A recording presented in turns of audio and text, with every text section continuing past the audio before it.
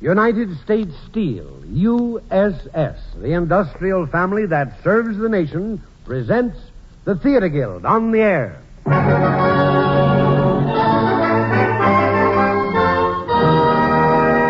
Our star, Gene Tierney. Our play, The Age of Innocence, by Margaret Eyre Barnes. And produced on the air tonight by the Theater Guild, one of America's foremost theatrical producers.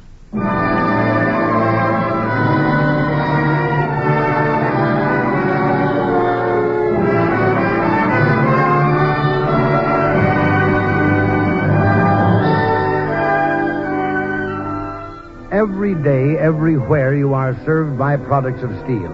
In your home, in your business, in your travel. The trademark of United States Steel, USS, on any steel product is your guide to quality steel.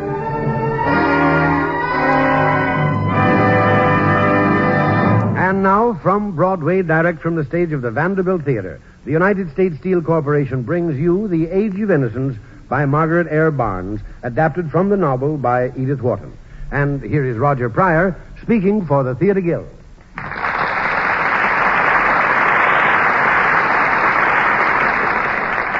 Good evening, everyone. Tonight we present the glamorous motion picture star Gene Tierney as Ellen, Countess Olenska, in The Age of Innocence. This is a powerful love story, a moving drama of the conflicts imposed by the conventions and taboos of the Victorian era, when old New York was a good deal younger. Featured with Miss Tierney as Newland Archer is Arthur Kennedy, whose performances in the Broadway success All My Sons and the motion picture Boomerang have won critical acclaim. Estelle Winwood, who is delighting New York theatergoers in Lady Windermere's Fan, will be heard tonight as the Dowager Mrs. Mingott. Cyril Richard, who will shortly be seen in the John Gielgud production of Love for Love, plays Beaufort. And now, The Age of Innocence, starring Gene Tierney.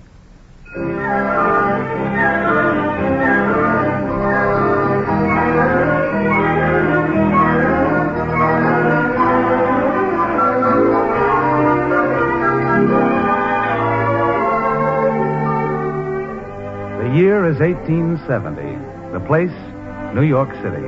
It's the nostalgic New York of gaslights and horse cars, of palatial mansions and Sunday afternoon trotting races on the great speedway along the East River. In one of these mansions, located in the elegant Astor Place section, a formal reception is being held. In the ballroom, the huge crystal chandelier winks down on handsomely attired men and women going through the intricate steps of the schottisch, the lancers, and the polka. In the adjoining drawing room, the hosts, Mr. and Mrs. Henry van der Leyden and their young daughter May, are standing in the receiving line, greeting their guests as the footman announces Mrs. Mingott.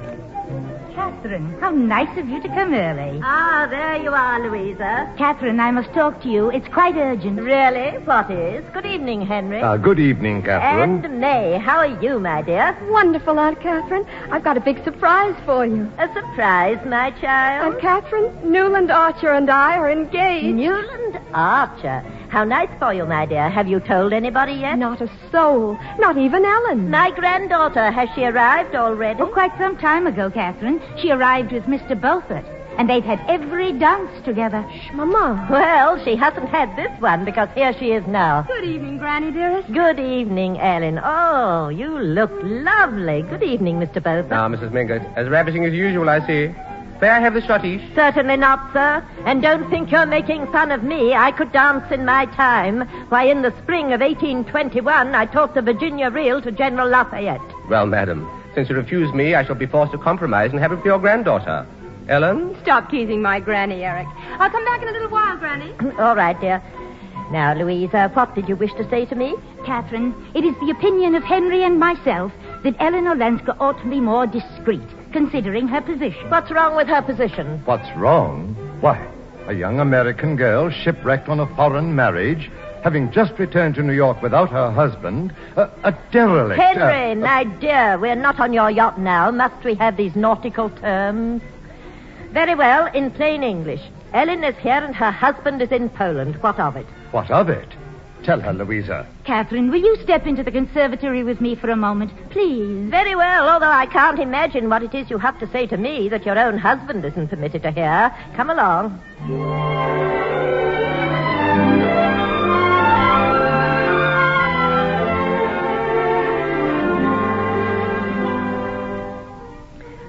All right. right now, Louisa. Out with it.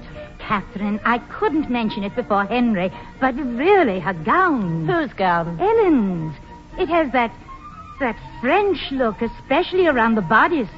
Catherine, why didn't you make her sew in a tucker? Nonsense. Would you if you had a figure like hers? Well, look at her there in the ballroom. She's dancing with the Duke of St. Austray. What's wrong with that? Well, just see him staring at her shoulders. I can read the criticism in his eye. Criticism? Oh, really, Catherine?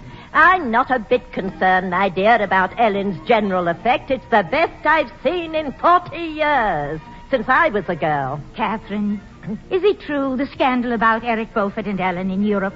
Scandal? What scandal? Well, he did follow her all over after she left her husband, didn't he? Poppycock. Well, now he's in America. Would you call that a coincidence? I regret to say, Louisa, that I am no authority on coincidences. Catherine, Mr. Beaufort has a wife. Did you know that? Of course I knew it. A dull, homely-looking female who raises tulips. And Ellen is still a married woman, a countess. There's been talk. Don't you think, my dear, that Well, Louisa, if it will keep you quiet, I'll talk to that scallywag Eric Beaufort, find him and send him to me immediately.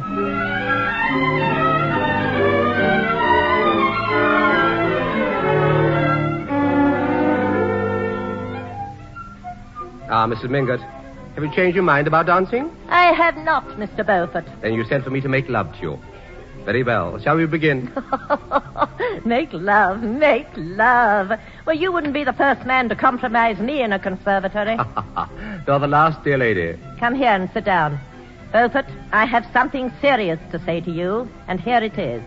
Let my Ellen alone. Why, Mrs. Mingott, what man could let Countess Olenska alone? She's irresistible. Beaufort, I'm handling this without gloves, man to man. Ellen's not your kind. Oh, she's a Polish countess and a fascinating creature and all that. But she was born an American, and she's an American through and through. I'm very fond of Americans. Beaufort, I don't know what happened between Ellen and you in Europe, and I don't wish to know. Really? I thought everyone was dying of curiosity. Well, I'm not. What did happen? Nothing happened, Mrs. Mingott. Ah, very well. I knew you wouldn't tell me. But I want you to know this. Morals are merely a matter of geography. So take care, Beaufort. Helen has me to look after her now, and she's going to be looked after.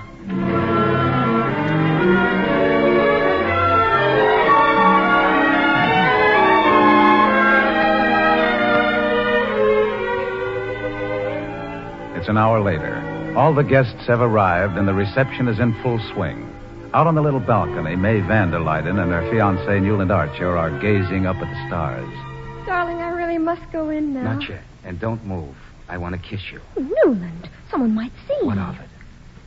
When will you marry me, darling? Newland, dear, you're so impatient. You know Mama wants a year for my trousseau and the linen. Oh, trousseau, linen. I want you. Mercy, Newland. Do you want to elope? Yes. Oh, you do love me, Newland, don't you? I'm so happy. Then why not be happier? What do you expect me to do, dear? Behave like a girl in a novel? Why not? Well, in the first place, wouldn't it be rather vulgar? Vulgar? Newland, you really are difficult. Why can't you be like other people? Look at your tie. It's crooked. And your waistcoat. You've got one button left over at the top. Here, let me fix it for you. Now, this is the sort of attention I like. Now, stand still while I... Newland, you mustn't. Newland, there's someone coming. Newland, it's Ellen.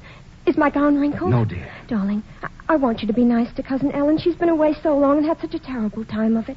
Ask her to dance, Newland. Do I have to? When we were children, she was the only one who ever played with me. She was so wonderful and generous, Newland, even as a child. All right, but you'll have to introduce us all over again. I haven't seen her since I was... But, Ellen, you promised me this waltz. I'm sorry, Eric, but I really do need a breath of air. It's so... Why, Cousin May. Ellen, dear, you remember Newland Archer? Newland, my cousin, the Countess Olenska. Newland Archer? Wait now, don't tell me. Why, of course I remember. Ellen, my dear, I simply must have this waltz. I think you should too, Eric. Why don't you and May have it together? Oh, an excellent suggestion. May I have the honor, Miss Vanderluyden? Certainly, Mr. Beaufort. Don't forget, Newland, we have the next schottische together. Do you like being back in America after all these years, Countess? I love it, but I find it rather touching, too. All these dignified people I see here tonight. I keep seeing them in knickerbockers and little pantalettes, and sometimes their little noses are running. You've been away too long. I know, but it's all coming back to me, and with it, all the funny little things I thought I'd forgotten. Including me? Of course. We coasted down Murray Hill together. I remember. You had a little red hood and scarlet mittens. Crimson. And a ridiculous little sled called the, Snow Queen. That's it. Do you remember the Christmas cotillion right here at the Vanderleidens? I was 8 years old. You were at least 13 in my secret love. Was I? I was very romantic, and I had no partner for the cotillion. And when Aunt Louisa presented you, you said you wouldn't dance with me, that I was too little. I never did. I deny it. And I ran into the dressing room and cried in the armchair until my nurse came to take me home. That armchair's still here. I dropped my wrap on it this evening. Rather strange, isn't it? For the same little boy and girl to meet again in the same house after all these years. What happened to you in Europe? The little girl became a woman at the age of 17. She married. Well, that's my story. What's yours? Oh, the usual thing. Harvard, the grand tour of Europe, law school. When the war broke out in 61, I joined up. When it was over, I went west and helped Custer lick the Cheyennes in Kansas. How exciting. I suppose so. But you know something? All the time we were pushing them over the Rockies, herding them in reservations, killing their buffalo, I had the funny feeling I was fighting on the wrong side. I guess I was born to fight for the underdog. I think that's splendid. Do you? Of course I do. Which fight are you mixed up in now? It's the new city hall. The contractors who put it up. Did you ever hear of William Marcy Tweed? The Tammany leader? That's right. He's also the commissioner of public works, and it's a disgrace how he fleeced the taxpayers on those contracts. Newland, are you in politics? Yes. Does that shock you? Shock me? I'm delighted. Tell me more. Well, I mixed in with the bosses and the bartenders and the ward healers, and I can tell you I found some good men, honest men, like Barney Maloney.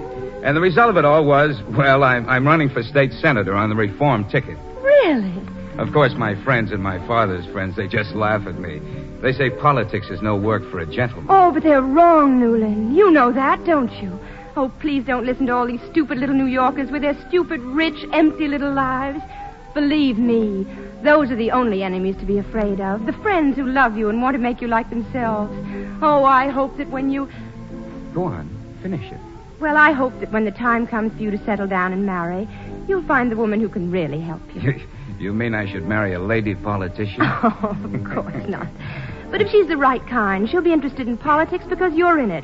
And if she's the wrong kind, heaven help you. Why do you say that, Ellen? Because you'll stop fighting and be miserable. No woman who loves me would ask me to do that, Ellen. I don't agree. It's just a woman who loves you who probably would try to stop you. A helpless, adorable, feminine creature who would cling to you and cry like a frightened child. I see what you mean, but you needn't worry. I'm quite safe. Then nothing can stop you, and you're bound to win. Meanwhile, we're going to be friends. Is it a bargain? It is. Will you seal it by giving me back my lost cotillion? Will you dance it with me here tonight? Oh, I can't. I've got to run off to the Fireman's Ball on 2nd Avenue. I'm making a speech. Oh, but you can't turn me down again. I'll go with you, and we'll dance it there. Would you really? Just as you are? Of course, unless you think I ought to put on a fireman's uniform. But you look so... Overdressed? But what about you with your white gloves and dancing But, pumps? Ellen, the Fireman's Ball is not exactly the place for a refined young lady. Why, the last one they held broke up in a riot when Tammany arrived and started to throw things. A riot? How thrilling. Well, come along. If there's one thing I wouldn't be late for, it's the Fireman's Ball.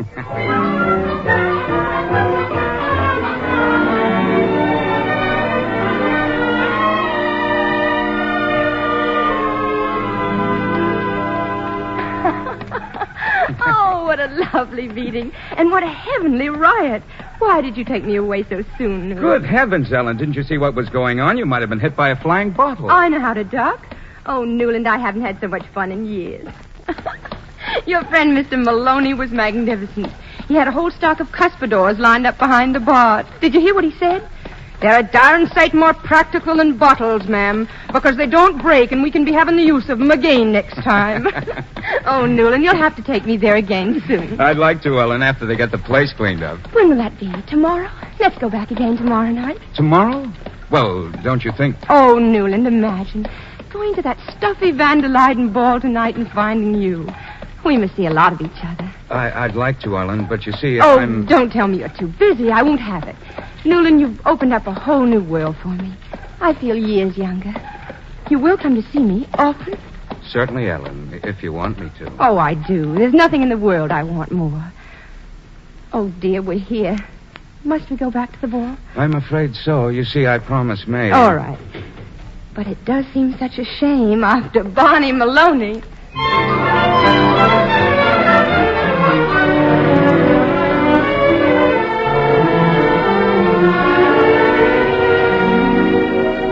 Newland, I've been looking all over for you. Where have you been? Oh, May, darling, we've had the most glorious time. Newland took me to the fireman's ball, and the most wonderful riot broke out. What's the matter, dear? You look pale. What is it? Nothing. Oh, I know. You disapprove. You think the fireman's ball is no place for a fashionable young lady. It's not that. Surely you weren't worried something might happen to me. Not with Newland there to protect me. Ellen, did Newland tell you about us? About you? You too? Why, no. What is there to tell? We're engaged, Ellen. We're going to be married in the spring. I'd meant to tell you, Ellen, but things happen so fast. I mean, that is... Of course. And I talk so much. I never gave you a chance, did I? Well, my dears, I congratulate you both. Newland, she's lovely. She'll make you a fine wife. My, how gay that polka is. I simply must find Mr. Beaufort. Excuse me. Ellen. Oh, yes, and Newland, about tomorrow night. When you see Mr. Maloney, give him my love.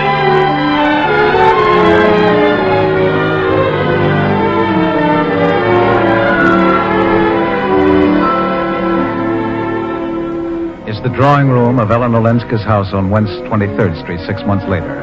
Ellen is seated by the fire, staring rather speculatively at an unexpected visitor, Newland Archer.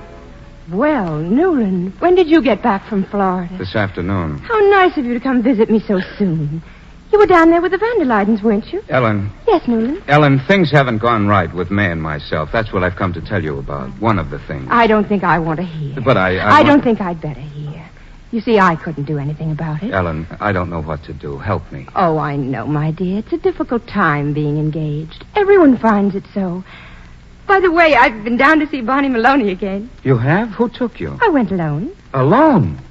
Ellen, this is New York. You can't do these things. But I did. Barney says Tweed is shaking in his shoes at the thought of your being elected state senator. Barney said that? He said you'll breeze through in a landslide with everybody climbing on the bandwagon. Breeze through? Landslide? Bandwagon? Who taught you those words? Barney, of course. I picked up a few even more interesting ones when he didn't know I was listening. Then you'd better forget them.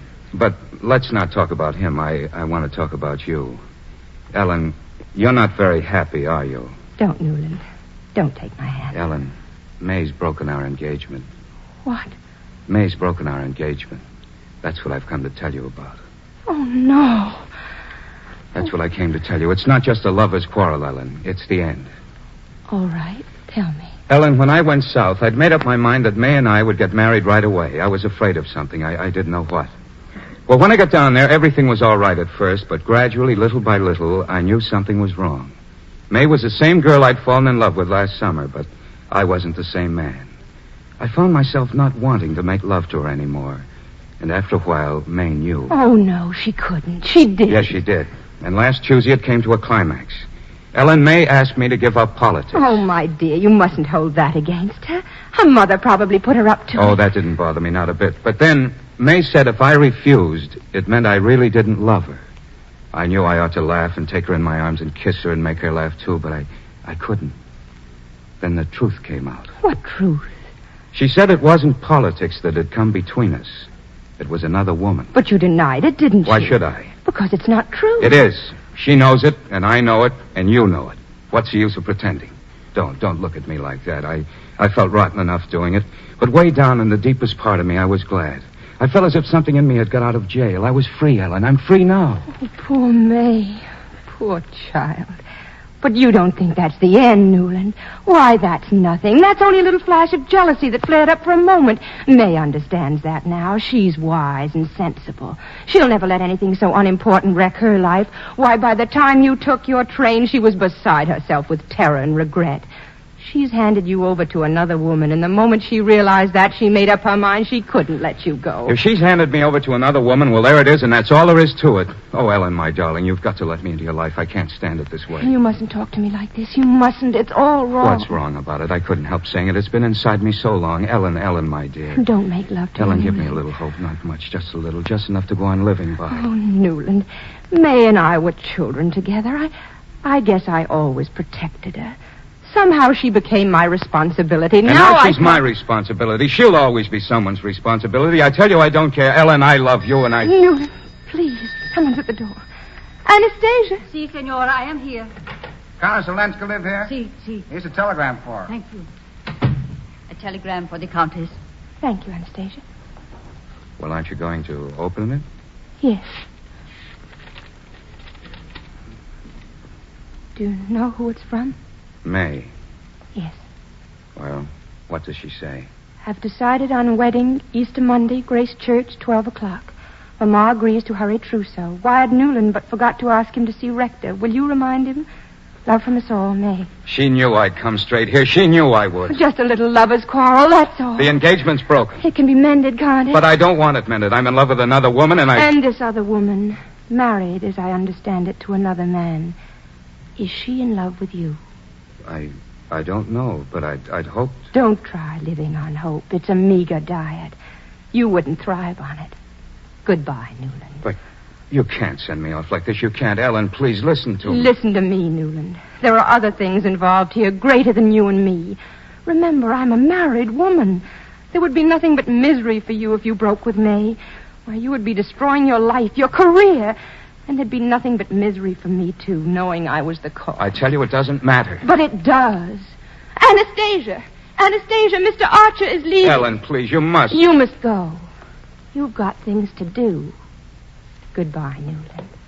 Wait, won't you say, Newland? Goodbye, my dearest. Goodbye.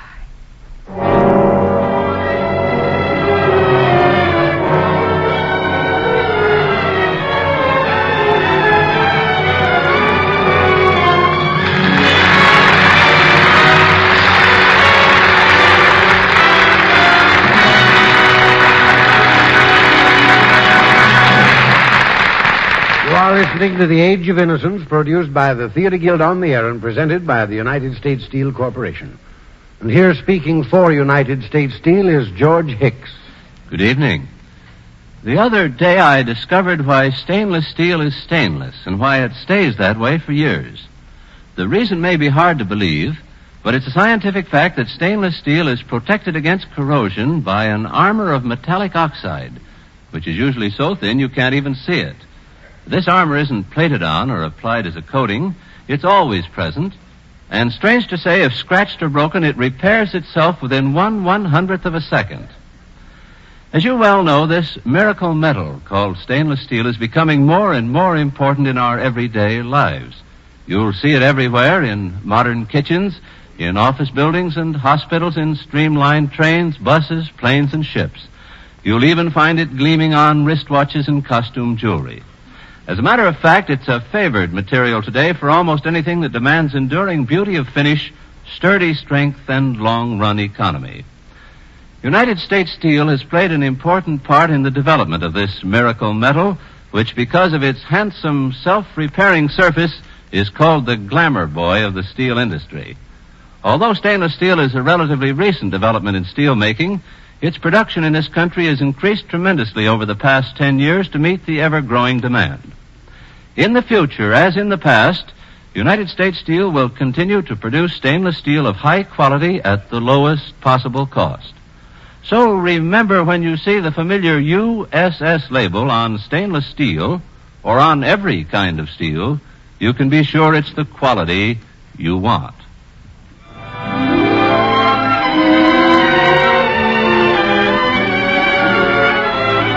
We pause now for station identification. Your station is KECA, Los Angeles. You are listening to the Theater Guild on the Air, presented by the industrial family that serves the nation, United States Steel. And now the curtain rises on the second act of The Age of Innocence, starring Gene Tierney as Ellen and featuring Arthur Kennedy as Newland, Estelle Winwood as Catherine, and Cyril Richard as Beaufort.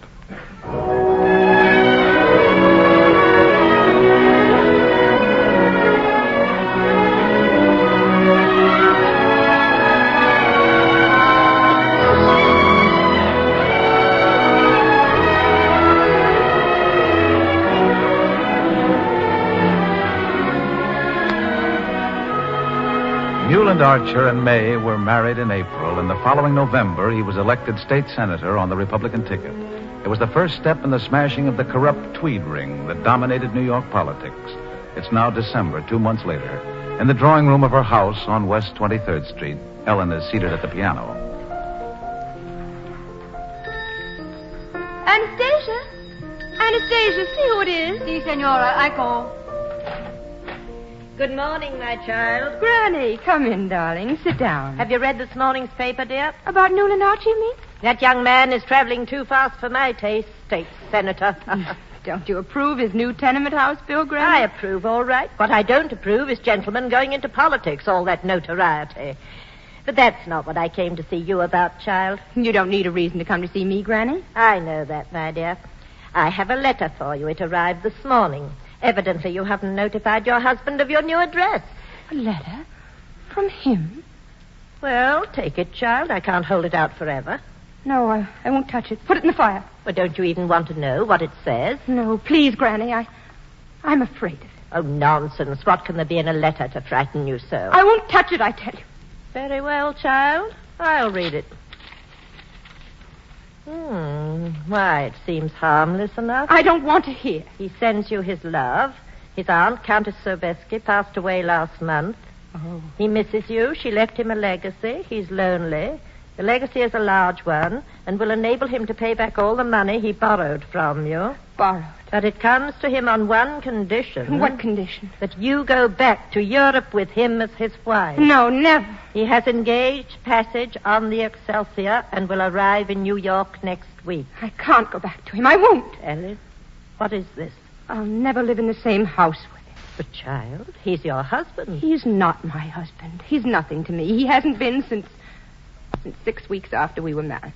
Ellen, my poor child, why didn't you tell me? Why do you think I ran away from him? Because he loved me? Because he treated me as a man does a woman he respects? Oh, Gran. My poor child. I'm never going back to him. Never. But what else can you do? He's your husband. There's one thing I can do. I can get a divorce. A divorce? Ellen, you're not serious. Who is your lawyer, dear? The man with a funny name. Letterblair. Stephen Letterblair. You know, Newland Archer's firm. But, Ellen, you can't do this. Our family simply does not divorce. What will the Van der Leydens say? I'm not interested in what they'll say, Granny. And the notoriety in the newspapers. Granny, I want you to make an appointment for me with Mr. Letterblair. I will not subject our family to this, Ellen, not even for you. Very well. I shall notify Mr. Letterblair myself. Granny, there isn't anything I wouldn't do rather than go back to my husband.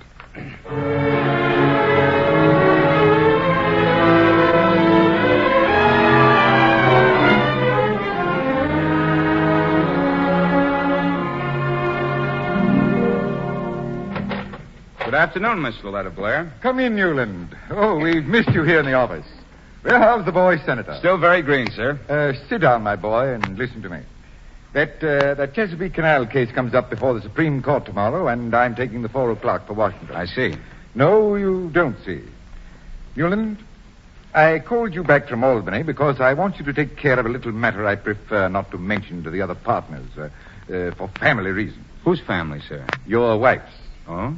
Newland, Countess Olenska, your wife's cousin, wishes to bring suit for divorce. Ellen? Oh, I haven't seen her since my wedding last spring. Her decision, I might add, has met with considerable opposition. From the family? Yes. Her grandmother wrote me yesterday in great distress. She wants me to make Countess Olenska change her mind. She and the Van der Leydens will be here at any moment to talk it over. You'll have to take care of it for me. That's impossible. Why?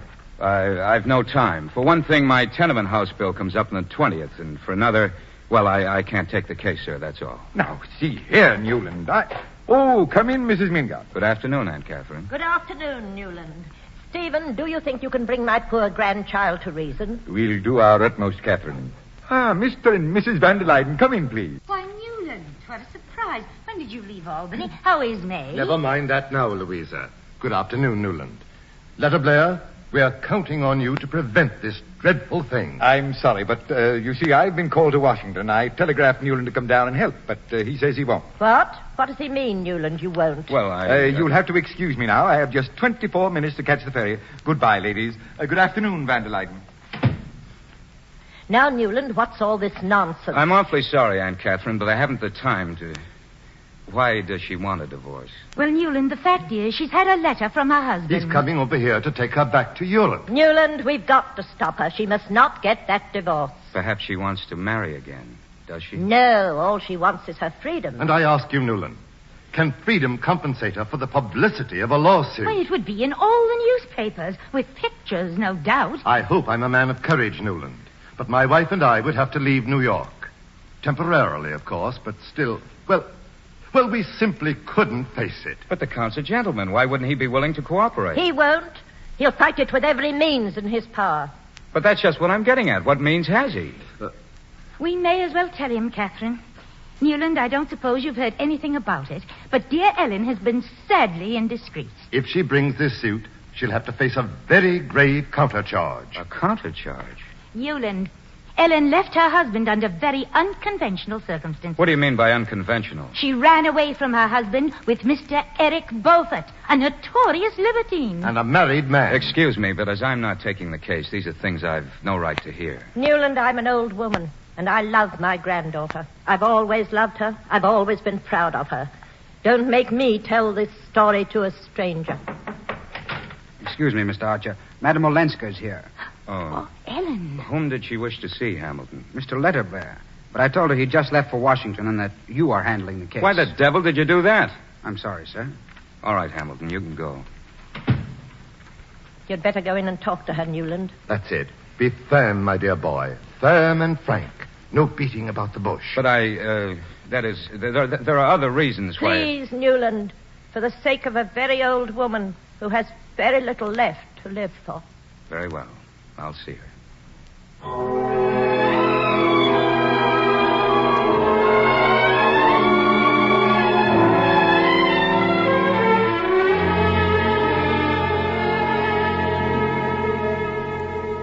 Newland, believe me, this is just what I hoped to avoid. I thought Mr. Letterblair would handle What this. can I do for you, Ellen? Newland, I'm in great trouble. It's my business to help people in trouble.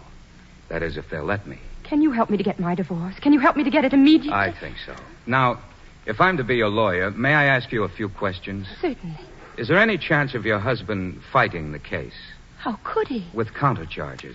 Countercharges? Yes, saying things that might be disagreeable to you, things that might harm you, no matter how untrue they were. But if they were untrue, how could they harm me? New York is a very small world, Ellen. It's ruled by a few people with old-fashioned ideas. Our legislation favors divorce, our social customs don't. Ellen, when you left your husband, did you go alone? No, I couldn't. I was in a remote corner of Poland, without friends, without money, and terribly afraid. So I telegraphed to Eric Beaufort. He did what no one else would have done. He faced my husband. He took me away. Then it's true. Yes, I owe him a great debt. He traveled with you? Yes, to Dresden and Paris and London. He put me on the boat at Liverpool. He loved you? Yes, but he never reminded me of it. Do Granny and the Van der Luydens believe that Eric Beaufort was my lover? Oh, Newland, do you? No, Helen, I do not. Thank you. But all the same, you were very silly. You ought to have known better. You ought to have realized... Oh, don't scold me. And besides, I didn't lose my head entirely. Remember, I had Anastasia. Your maid? Yes, she was with me every minute. Wouldn't her evidence prevent misconstructions? It'll help, but don't worry, my dear. I believe we'll win this case. Now, just pretend I'm Mr. Letterblair, and we'll be quite businesslike and work it out together. Suppose you begin by giving me the facts. It's very hard to speak to you of my husband. Tell me just once, my dear, then forget it forever.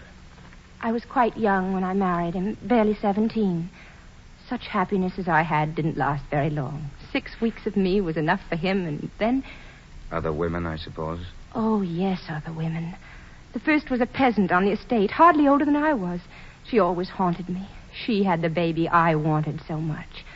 Oh, Newland, when I think he's on his way to New York, that I may have to see him, hear his voice, be in the same room with him,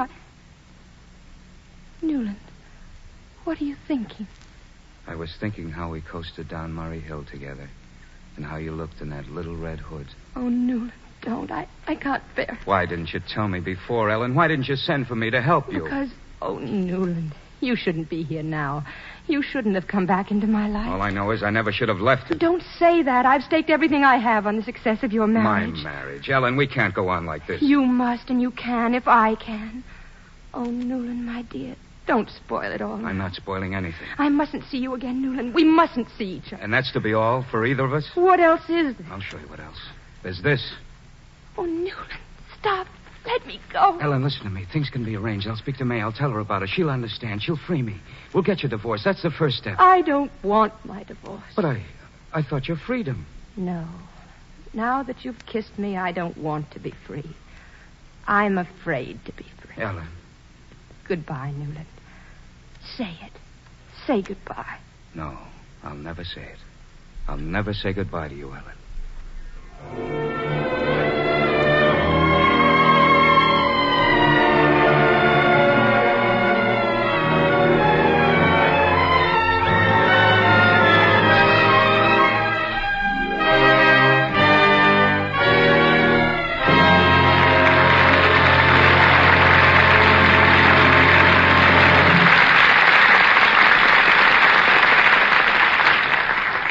You are listening to The Age of Innocence, produced by the Theater Guild on the Air and presented by the United States Steel Corporation. And here again, speaking for United States Steel, is George Hicks. Though you might not guess it to look at her, a cat is one of the favorite individuals in a certain United States steel plant. Her name is Aunt Buta, and she lives in the Wilson Snyder plant of the Oil Well Supply Company at Braddock, Pennsylvania. Aunt Buta doesn't have the figure she once had, and she's lost most of her teeth, but that's to be expected when a cat reaches the ripe old age of 18. Nonetheless, she's a pampered mascot with the employees of this plant. To them, she symbolizes safety, because she's lived in this busy shop for all of her 18 years without losing even one of her 9 lives. And this belief in her was strengthened a few weeks ago when this oil well supply plant chalked up a record of 1 million man-hours worked without a single lost-time accident. Not one man had been off the job because of a plant injury in 19 months. That's quite a record for any plant, and especially for a heavy machine shop which makes pumps for ships in the petroleum industry. This remarkable safety record is the result of real team accomplishment. It started in 1945 when every worker in the plant pledged personal responsibility for plant-wide observance of safety rules. These men, who are highly skilled in making quality machinery, decided to use some of their skill to keep themselves safe, too. In practice, employees help each other in a friendly way, much as members of a football team help each other obey training rules. If a man forgets to wear his safety glasses, for example, a fellow worker has a word of caution. Safety discipline is not turned on and off. It's a part of each man's daily job. The employees think about safety devices, too. Many new ones, based on their suggestions, have been installed. Piling up 1 million safe man-hours of work isn't easy, but the men at this plant have learned how to keep safe, and they have their sights set on 2 million accident-free man-hours. They're determined that they and Aunt Buta will make it. With such programs and willing cooperation, United States Steel is working constantly in all its plants to keep its employees safe. The motto, safety first, which was born half a century ago in the United States Steel plant, is still the most important rule. The safety and welfare of all its employees is one of the major responsibilities of the industrial family that serves the nation, United States Steel.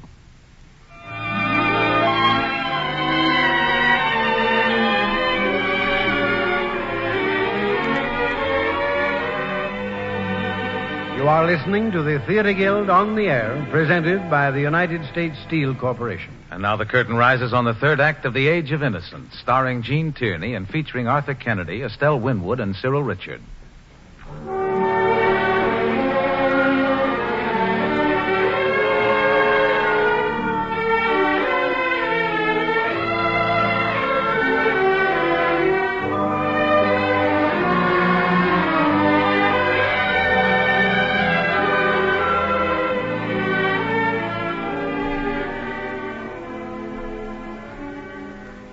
It's evening a few days later. In the drawing room of Ellen's home on West 23rd Street, the lights are dimmed, the logs blazing in the fireplace as Ellen and Eric Beaufort listen to Saramanti, the great piano virtuoso, playing Wagner's Liebestod.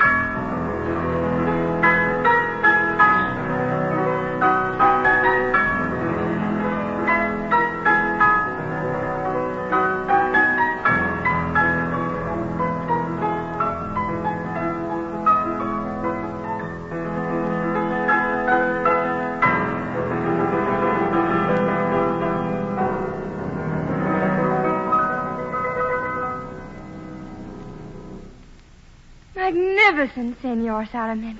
Magnificent. Bravo, Carlos. I never heard you play it so well, not even that night in Paris. Paris.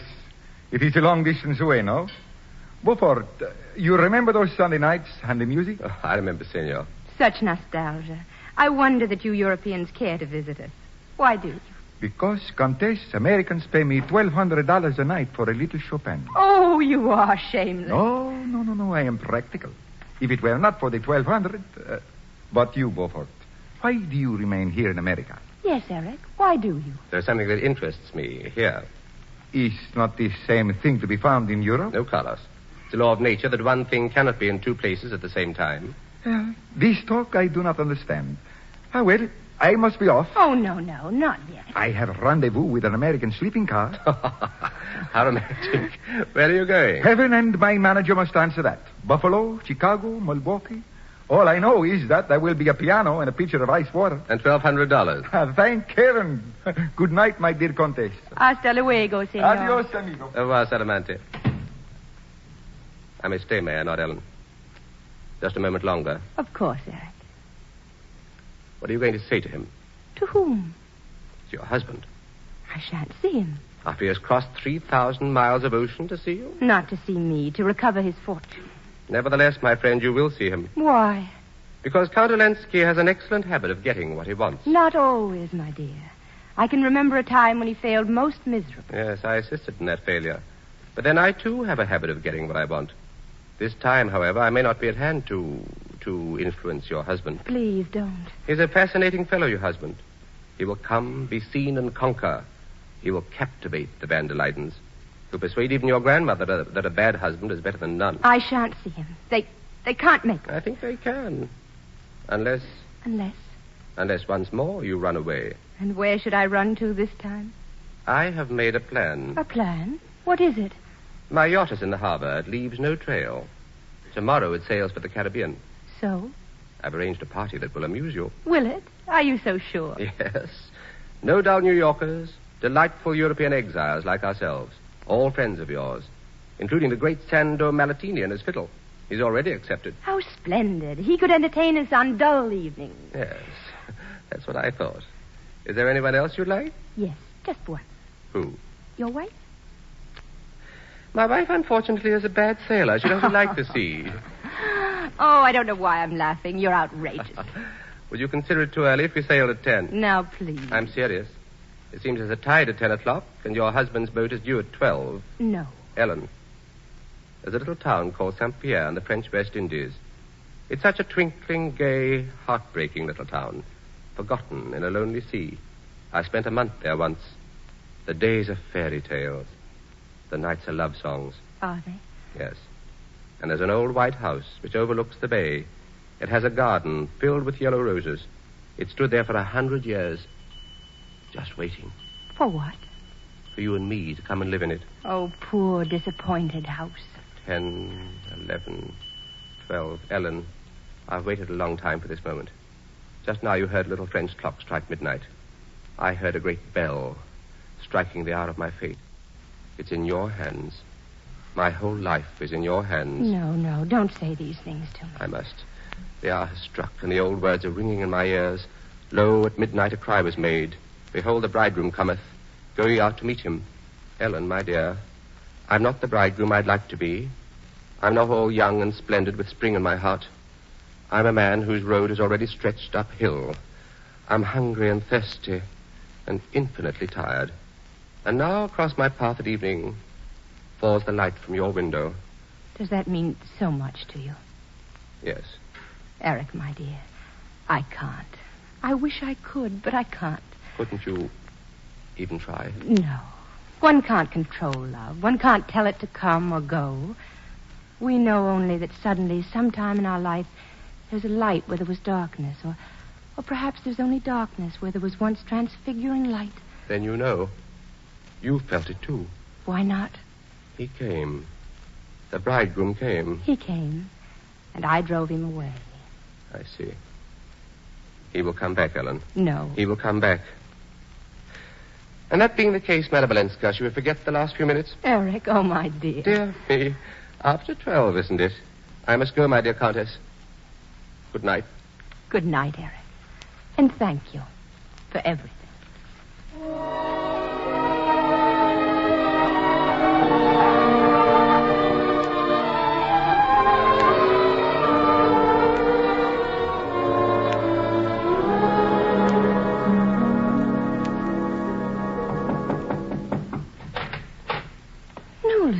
What are you doing here at this hour? Ellen, I've been waiting outside in the street till Beaufort left. I wanted to see you alone. Here, give me your hat and coat. Sit down. I can't sit. I'm too excited. Ellen, I've come to my senses. I've come to bring you to yours, to take you away with me. Newland. Listen, Ellen, I knew it must happen. You knew it, too. We both knew it from the moment I kissed you. It changed everything. Nothing else counts. I don't belong in your life, Newland. I don't. Yes, you do. And anyway, it's too late. Ellen, I've told May. Oh, Newland. Oh, how could you? Listen to me, dearest. I've been in hell all week, knowing your husband was coming, knowing you needed me, thinking of you every minute. But it wasn't until last night that it really came to me, that I felt certain of what we had to do. Last night? Yes. We're alone after dinner. May was sewing by the fire. I watched her hands moving back and forth in the lamplight. Go on. And I knew in all the years to come, I never could share a single thought with her, or a single feeling. And then I thought, Ellen, I couldn't help it. I thought, what if she should die? Die soon and leave me free. She might. People do. Even young people sometimes. And suddenly I realized what I was thinking. I realized I was looking at my wife and wishing her dead just because she stood between us. Nolan, don't talk like that. Don't think like that. You mustn't. Oh, it was over in a moment. When I saw that our going away together would solve everything. It's so simple. May wasn't an enemy any longer. She was just someone I felt terribly sorry for. And you told her about us? No, not then. I lay awake all night planning. This afternoon, I took the train from Albany and came here. I left her a letter. A letter?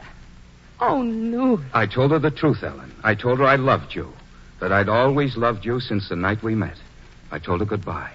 Oh, Newland, think what you're doing to yourself and your future. What do I care about my future? I mean politics. Now, Ellen, everything's been attended to. I wrote my party leader in Albany. I left the note with May's letter and asked her to give it to him. So I've ruined you. I knew I would. I couldn't touch your life without spoiling it. Well, Newland, what do you want? Shall I be your mistress since I can't be your wife? No. I want to marry you. I want to have you always with no shadow between us. I want to take you to a place where we'll be just two human beings who love each other and where nothing else in the world matters. Oh, my dear, where is that place? I know so many who tried to find it and failed. We'll find it. You won't be happy, Newland. You can't be. Darling, I'm not the great love of your life. Your great love is your career and doing good for people.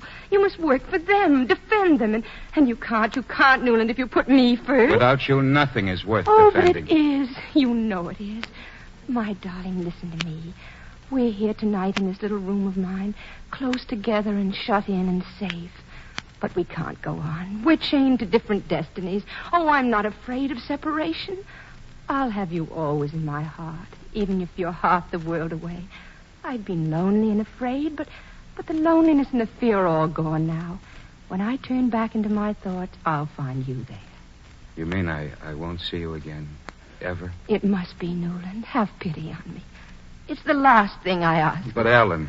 Please, go away. Please, I can't stand it. Not a moment longer. Oh, dear Lord, why don't you go? Very well, Ellen. Goodbye, my dear. And this time... No! Don't leave me. Oh, my darling, I'll never leave you. I want to hold you in my arms like this always. Oh, yes, darling.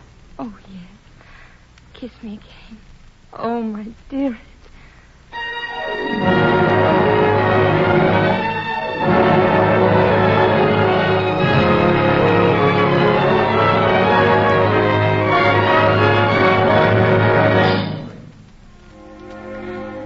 Anastasia, listen to me.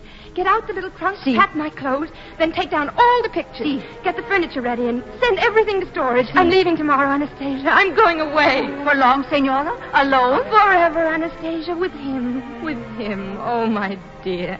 At last. But, Senora, the Count and the Grandmama. Oh, what do I care about anything? My husband, Grandmama, the world. Nothing can stop us now.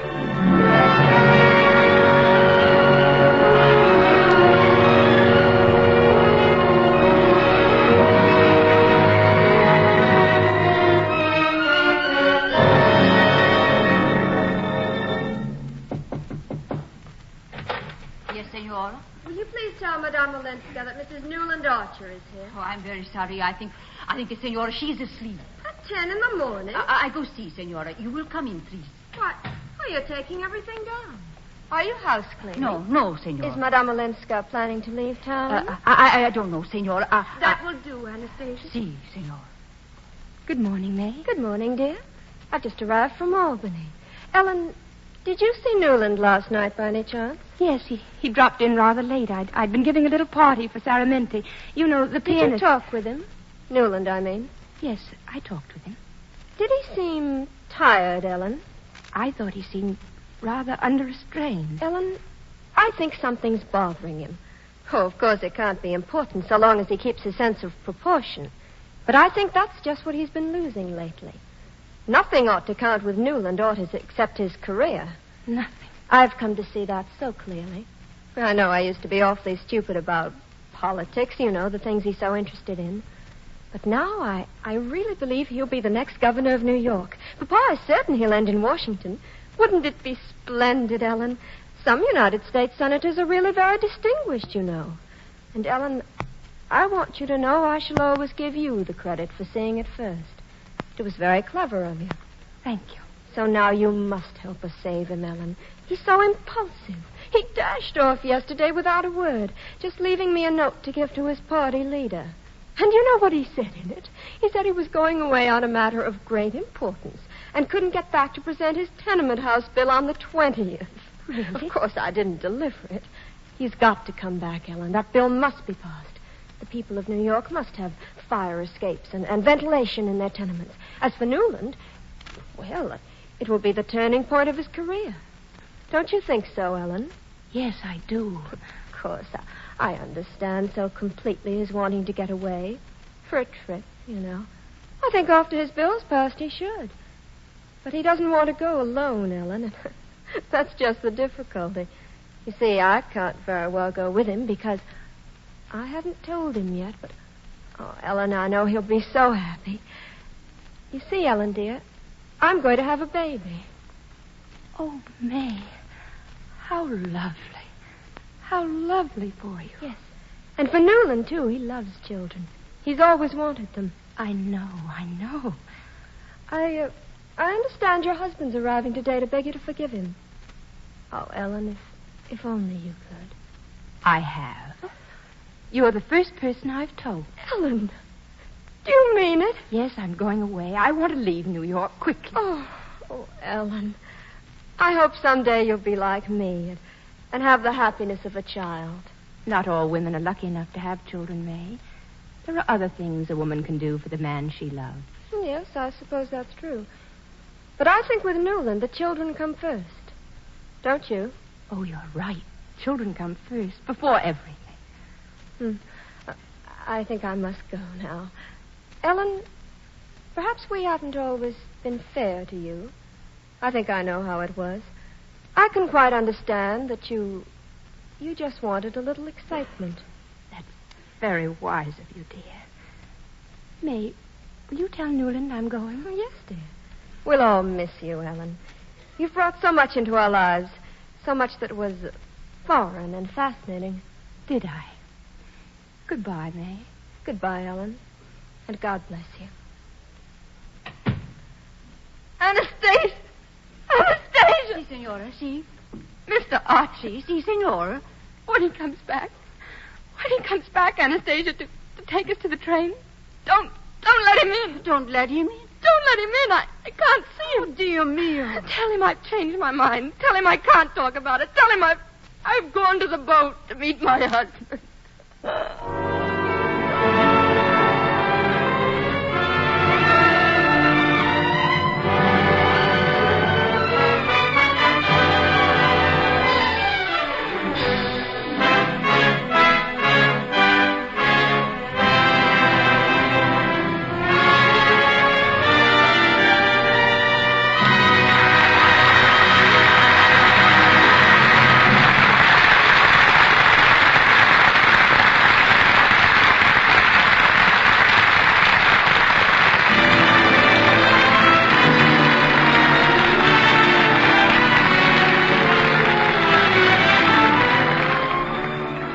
The curtain has fallen on the Theatre Guild on the Air production of The Age of Innocence by Margaret Eyre Barnes, sponsored by the United States Steel Corporation, starring Jean Tierney as Ellen, and featuring Arthur Kennedy as Newland, Estelle Winwood as Catherine, and Cyril Richard as Beaufort.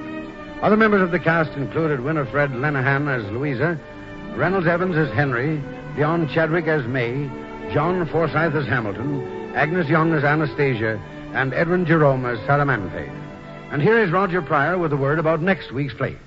Next week, ladies and gentlemen, the Theatre Guild on the Air brings you John Galsworthy's thrilling drama, Escape, starring the distinguished motion picture star George Sanders and Penelope Ward, lovely star of the current Broadway success, Lady Windermere's Fan. Escape, which was a Broadway and London success, tells the story of the help and hindrance a hunted man encountered trying to escape from prison.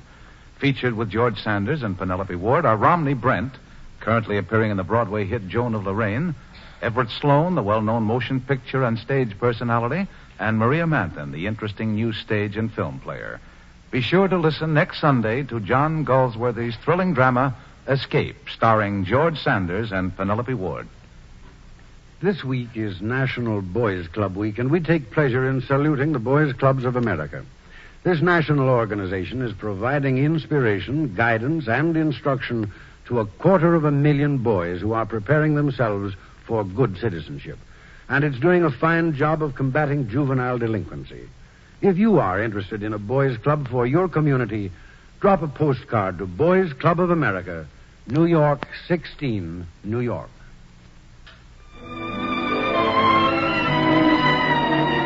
Remember, next week, Escape, starring George Sanders and Penelope Ward. And remember, too, that the trademark of United States Steel, USS, on any steel product is your guide to quality steel.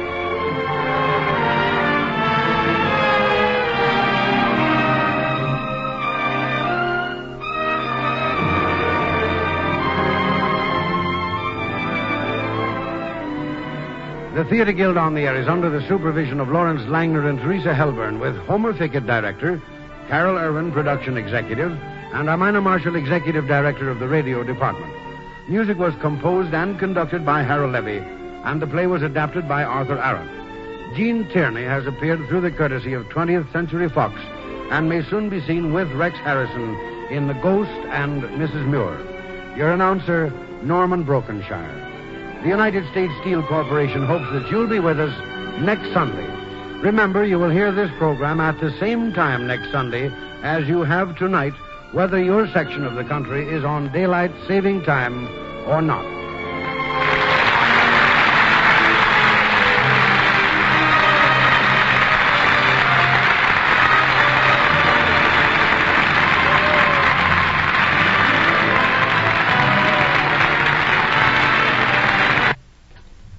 ABC, the American Broadcasting Company.